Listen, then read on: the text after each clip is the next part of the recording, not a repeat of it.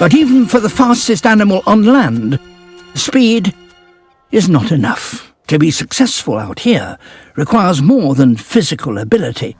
It requires strategy. A cheetah's takeoff point is critical. Her top speed can only be maintained for just a few seconds. To be successful, she must get within just 30 meters of her prey, undetected. Picking the right target is vital. Something small enough to handle. The final stalk begins.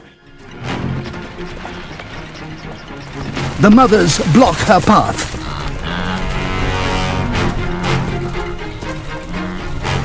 But in a flat-out chase, nothing can outrun a cheetah. Too lightweight to jump on top, she must trip her prey.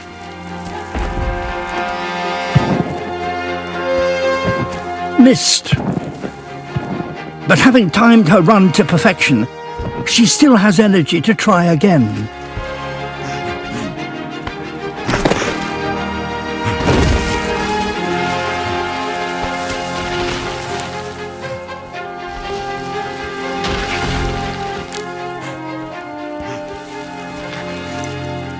This cheetah hunt may have been successful, but nearly 60% of hunts end in failure.